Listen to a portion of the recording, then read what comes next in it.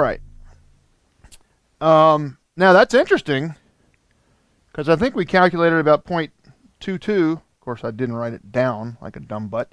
12.25 divided by 58 equals 0.211. And curiously, I calculated up here about, oh, that's 22 amps. No, I was wrong. Okay, so I'm expecting about 0.212 amps, which is 212 milliamps total through the whole system. This plus this plus this plus this plus this. Okay? So that's going to be about 0.212 amps. Now, I'm just going to turn the whole thing on and measure it and see what happens. And keep my fingers crossed that it all works out. I'm not worried about making mistakes, guys. It's just, we all make mistakes. The biggest problem is being afraid of feeling foolish for making a mistake. Well, I tell you what, man, you can't let that bother you. You just can't do it. Okay? I mean, life is too short and things are too important. So, you know, just swallow your pride, get in there and do it. So I'm going to do this. I'm going to take the knife that sliced my thumb a minute ago, and I'm going to cut here. That's going to give me access for amperage. All right, so what I'm going to do here, I cut it here. Like I said, I'm using the amp meter to turn it on, and I'm hoping to get something close to 0.212 amps. Remember, no negative numbers, positive polarity, and let's see what we get.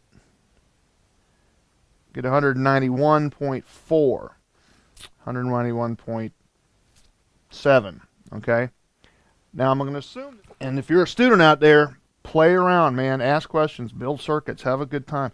If you're learning this stuff as a guy, you know, who works every day, don't be afraid, man. I mean, put the fuse in, boom, blows up. If you don't, these will turn brown and the paper will start smelling bad. Trust me, I know. What the hell was I going to do? Oh yeah, I was going to turn it on. There you go. And then I was going to read voltage because I want to see what my real voltage is and see if I can get a number closer, because with the circuit under load, there's a chance that my terminal voltage has dropped. And if I measure it here, I'm at 12.17. If I measure it here, I'm at about 12.15.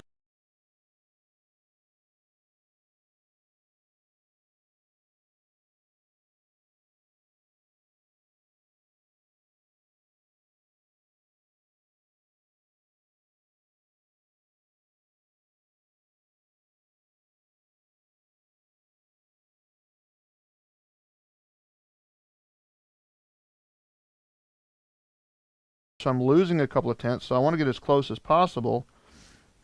And here it's 12.1514. So let me revise the calculation and go 12.15 divided by, it was 58.4, I think. Go ahead and add the 0.4 in. 208. All right, so let's do this again. Remember, every time you move these leads, you're turning the meter into a jumper wire, and that can be dangerous if you work on big stuff. So don't get careless. There's the 191. So we calculated about 200, and we're at 192. So that's, you know, 3, 4, 5, 6 milliamps is, among friends, is not a problem. A little caffeine here.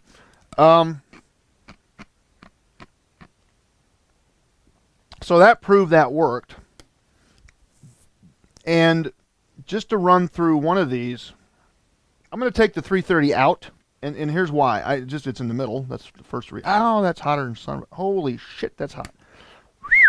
Okay, there you go, man. Ooh, okay. These things are really not designed for 12 volts. That was hot. I just took the wrong one out. Okay. So let me take this one out. Now the question is, when I take this one out, what happens to the system resistance?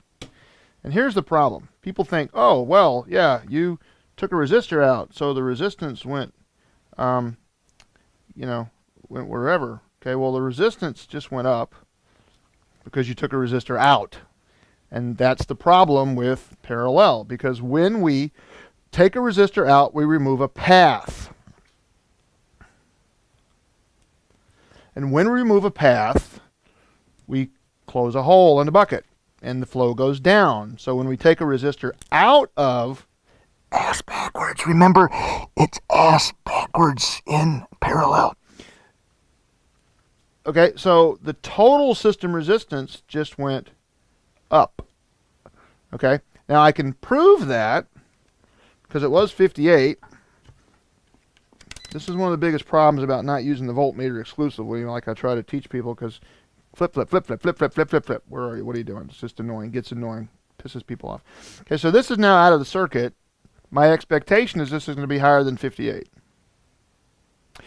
And it's higher. It's 70. Okay, so that makes sense. Now if let me see if I can do this here. Here's my magic switch penny. Goes back down to 58. Take the switch penny out. Goes back up to 70. So I can recalculate.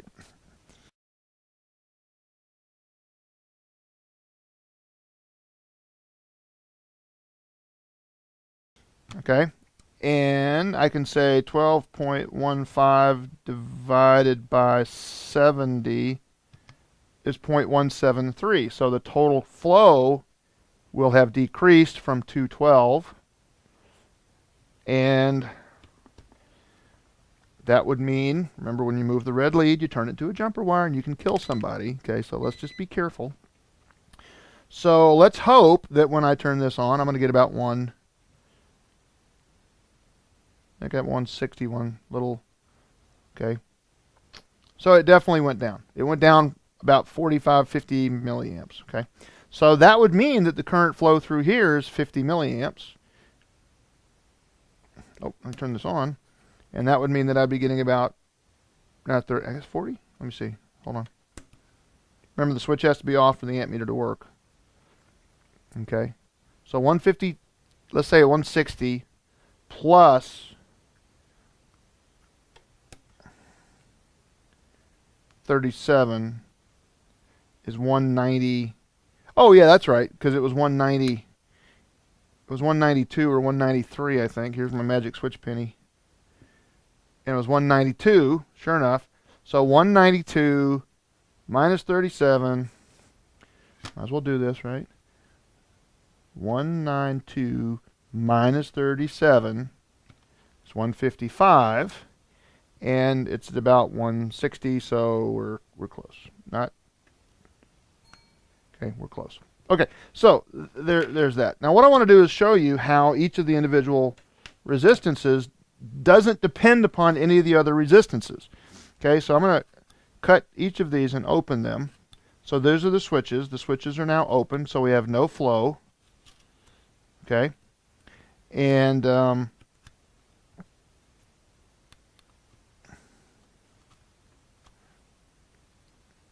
we should have no flow. No flow, no flow. Damn knife. Okay, so we got no flow. Turn the circuit off, actually. That would help. Okay, so if I turn the switch on, now there's power to all of these. There's voltage to all of them. Okay, and what I didn't do, I should have, is show you the voltage drop across each of them, which I'll do. I left that out. Ooh, okay. So, just to show you how this works, and I want you guys to practice, because once you get it, you got it, right? Okay. Oh, I don't need to. I did it. 68 milliamps. So, let's see how good we are. Notice that these are all off, but if I turn this on, I get 67 or 68 milliamps. Yay! This is supposed to be 81. Yay! This is supposed to be 37. Yay! This is supposed to be 18. Yay! Okay, so we calculated amperages based upon resistances based upon the 12 point something something volts. Okay? So that worked, and it has to work. I mean, there's no other way for it to work. It has to work. Okay, so if we put this meter on volts, what I'm going to prove to you, when I remember to, oh, there it is. When I remember to fix these and turn them on with solder. I think I've had this spool of solder since, oh my God, I don't even know.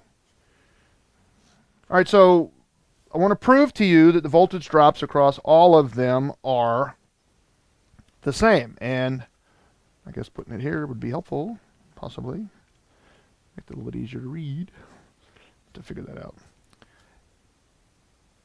12.11, 12.11, 12.11, 12.11, 12.11. Okay? So it's dropping it all, dropping it all, dropping it all. This is where people get their heads screwed up. I don't care if this is a billion, trillion, quadrillion, babillion ohms, it's still going to drop 12 volts because the pressure in has to all go away so that when we come out on ground, it's relative to zero, it's zero. All right, so this is the size of the hole. This is the pressure that's pushing the flow through the hole. Okay, and I don't like using hydraulics, I use air. This would be your air hose completely, pretty much totally blocked off by someone who drove over it. As the guy started to drive off the hose, it would go to 680 with a slightly bigger opening, then it would go to 330 with a slightly bigger opening, then it would go to 180 with a slightly bigger opening, then it would go up to full, so it would be total. So the pressure coming from the compressor is the same. The flow going through your impact is dependent upon the size of the air hose, the size of the chuck, whether or not someone drove over the hose, whatever. So that's how this works. So the resistance is going to determine the flow based upon the pressure coming in. All right. So that's pretty much that.